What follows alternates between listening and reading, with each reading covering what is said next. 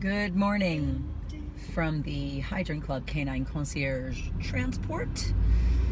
On my way to take a couple of pups. We got Buster and Blizzy on board today, taking them to the groomer for their monthly spa treatment day. You'll notice that nobody else is in the car and it's kind of quiet. Hydrant Club's actually closed today. And we had to shut down because of it's an extremely conservative measure on my part, but we are closed today to disinfect from what could potentially have been a substantial intestinal parasite infection.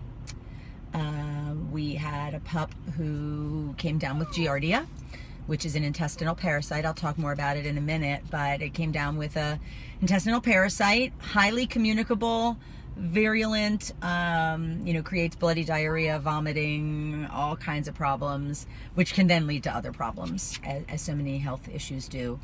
So we managed to contain the contagion. We've identified the dogs that were at the core of the contagion. We're not sure who patient 0 is, but we have identified the first pups that were most deeply affected, and closed down to clean up. Now, the good news about things like Giardia, it's actually relatively easy to clean up, just a little time intensive. And the issue is that we're not going to know for another several days whether there's another wave of dogs that were infected.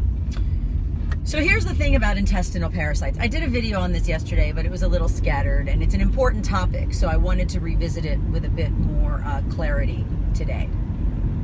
Intestinal parasites. So you've got dogs' health, and there are certain illnesses for which there are preventive vaccines, much like there are with people. So there's distemper, there's Parville, Bordetella, canine influenza, as well as rabies. For all of these illnesses, there are preventive measures that you can take with your dog, for your dog, to ensure their health. And I'm not a huge over-vaccinator, but I do believe that just like with people, there's a baseline of vaccines that you need to have for your dog. And as someone who runs a dog facility, we mandate them. Rabies is the only one mandated by law, but we do mandate others for participation at Hydrant Club. Sorry about the sunburst. The freeway will turn in a second, although I feel very angelic.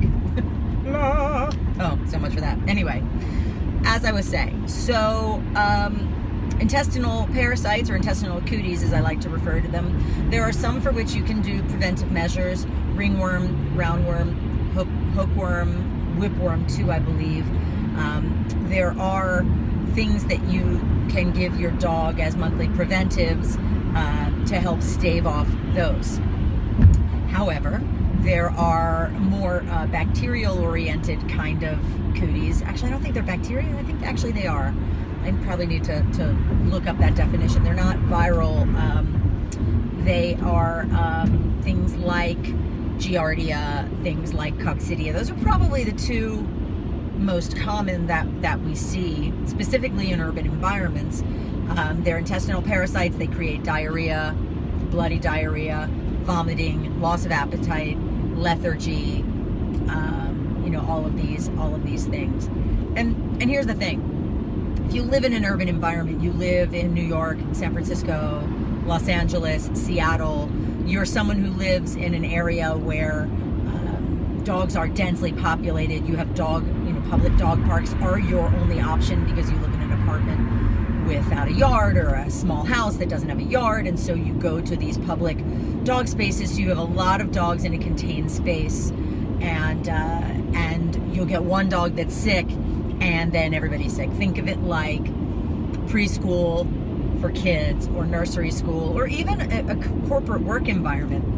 Since not working in a corporate environment, I get colds probably about 2/3 less than I did when I was working in a more corporate environment where every door handle is touched by a bajillion people, and people cover their mouths when they cough, and then they take their cough infection related infested hand and put it on a handle that I then put my hand on, and then I rub my face or what have you. And so, things get passed around a lot more easily in an urban environment. So if you live in a suburban oriented city like Las Vegas, like Phoenix, like Scottsdale, many of these cities where the experience has been deeply suburban, where people have homes with yards, the dogs don't get walked, you don't necessarily have a dog park that you go to, dogs aren't interacting with other dogs, you don't have as much contagion as you have when you have lots of public dog parks and people taking their dogs to public places and people, going to dog care facilities. So it's very, very important that we have really, really meticulous attention to our dog's health. Now, the problem with suburban dogs is you open your back door, you let your dog out, your dog goes out in the yard, you leave the dog out there for 20, 30 minutes, you're not out there with the dog, you don't see them poop, you kind of assume that they do, and you let him back in the house. Now, if your dog had diarrhea, the chances are, unless you're walking your dog or unless you're physically outside with your dog, you don't see. And, it's easy to get lazy. I'll put my hand in the air. I moved into the house after being in an apartment for decades, living in an environment where I was always out walking my dog. My dog didn't go to the bathroom unless I was with them because I had to take them out to go. So I always saw how often my dog went. Was he having trouble going to the bathroom? When he went to the bathroom, did his stool look okay? Was it fully formed? Was it solid? Was it mucousy? Was there any blood? Were there any objects in it? Dogs eat stuff. Were there pieces of toy or what have you? I would see these things. I have to be vigilant and make sure that when I bring my dogs to go outside, it would be super easy to just open the door and let them out. Or some people have a dog door and just let their dogs go. And I'm not suggesting that a dog door is bad. I'm not suggesting that utilizing your yard is bad. I am just saying that you need to be mindful. If you are just leaving your dog in your yard and you're not bringing your dog to daycare, do what you want. It doesn't matter whether your dog's because your dog's not going to infect anyone. However, the minute that you have a life with your dog where you're bringing your dog to daycare, or you're bringing your dog to a boarding facility, or you're bringing your dog to your friend's house where your friend has dogs, or your friend has small children, because some of these things are transmissible to humans. Some intestinal worms are transmissible to humans. You don't want your child getting hookworm. You don't want to get it. You don't want to get giardia. You don't want your kid getting giardia. And so if a human comes in contact with some fecal matter that has these infestations in it, there is a possibility of cross-contamination to human. So it is very, very important. If your dog's behavior changes at all, your dog, if let's say you have a dog that's normally super hyperactive, super energetic, super excited about eating a meal, all of a sudden is kind of lethargic and like, I'm not really hungry. Sometimes dogs go off their kibble, but there's a difference. I mean, you know your dog's behavior, when your dog is not acting right. So be mindful of that, and if you're taking your dog to a care facility, make sure you let that care provider know. By the time we found out that the two dogs that came in kind of almost simultaneously, both with infection, it's possible that one gave it to the other. We're not entirely sure. Like I said, we're not sure exactly who patient 0 is in this particular scenario. But by the time we found out that the dog had been lethargic, that the dog had missed a couple of meals and had a soft stool, the dog had already been in daycare for a day and a half and been exposed to about 40 other dogs. So, unfortunately, then the wheels are set in motion, and no one had any malintent. This was just, in some cases you've got people who are new dog owners and they just don't think about it. And this is why I am doing this video, and this is why I pass on this information, so that folks who don't know can be informed, and hopefully you can make different choices next time.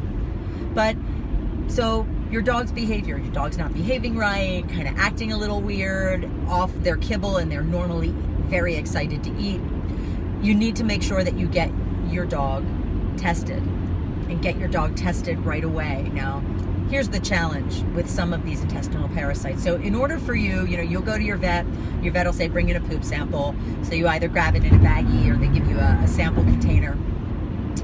So in order for that poop sample to test positive for many of these parasites, that means that the parasite has to be shedding into the fecal matter. And so shedding is when some of the cells shed, and some of these parasites don't shed all the time. So the poop sample could show negative when they actually do have the parasite. Some of these parasites don't shed for up to 5 to 7 days after infection. So your dog could be infected with Giardia, for example, and it's going to be almost a full week later before a poop sample would actually show that the dog has Giardia. So you can have a dog that doesn't test positive, is sick, seems to get better, is sick, seems to get better, kind of going back and forth, and then the next thing you know, the dog is sick. So, when in doubt, keep your dog home. When in doubt, if your dog's not eating, don't try to force it to eat. Really look at its behavior. Is it lethargic? Is it vomiting? What kind of poop is it having? Is its poop normally super solid? Now all of a sudden the poop is kind of mushy. Dog having trouble going to the bathroom. All of these things are very, very important to mind. And again, when your dog isn't exposed to other dogs, it's not an issue. But the minute you expose your dog, kind of like with humans, so okay, you don't want to vaccinate yourself, you don't want to vaccinate your kids, fine.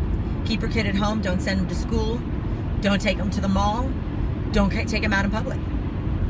Just don't.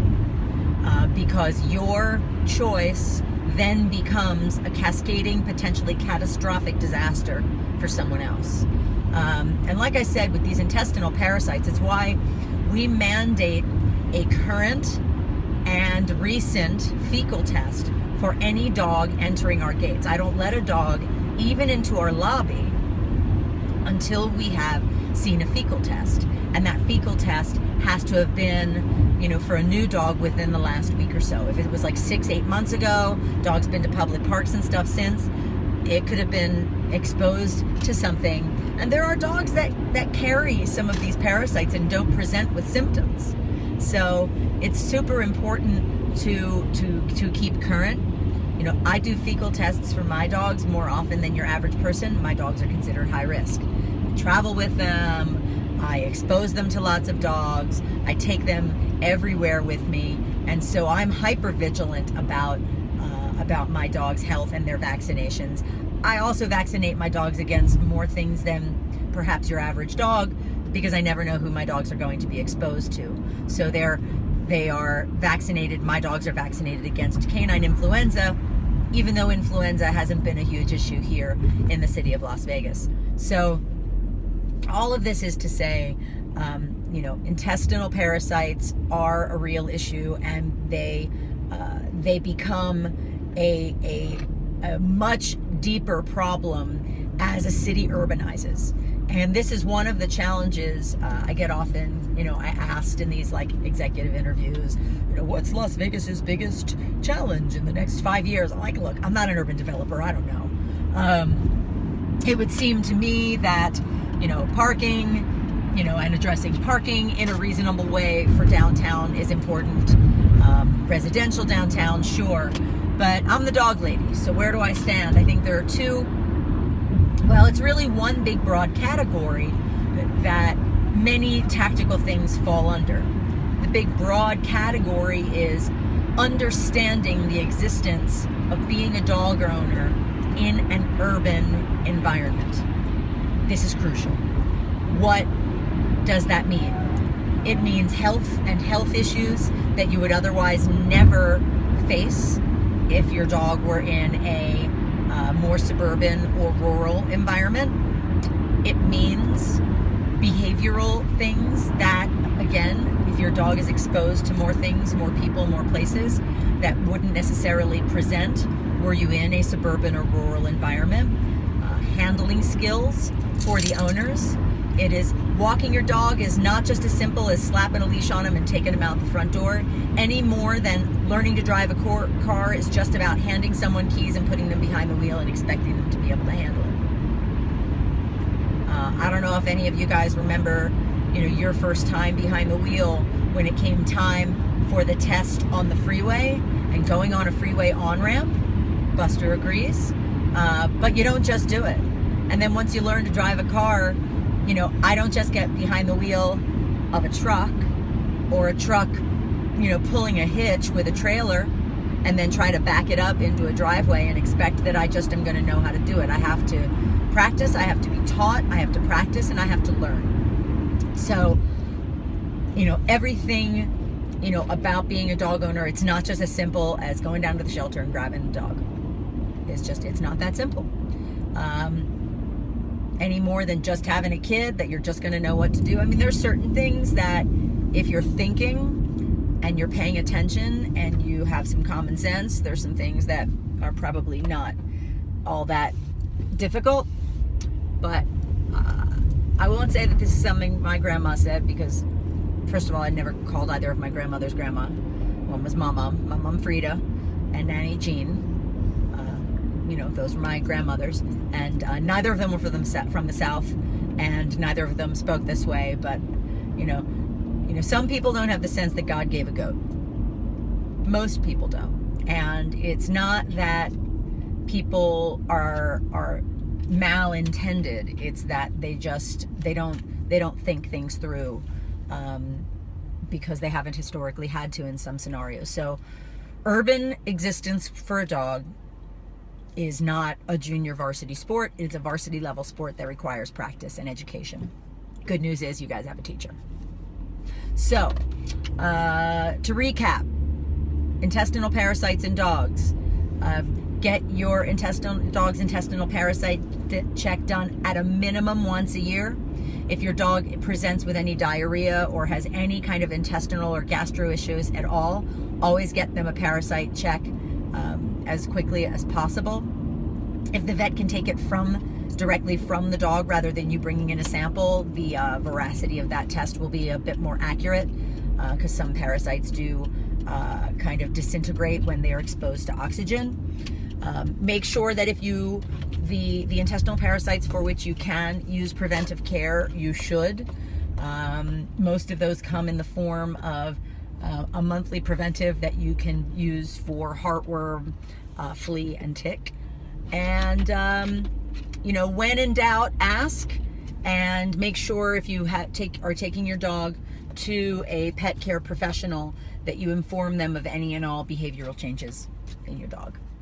And with that, we have arrived at Petiamo, right over there, and I will be taking Buster and Blizzy in for their haircuts. So thanks for listening in, and talk to you guys later.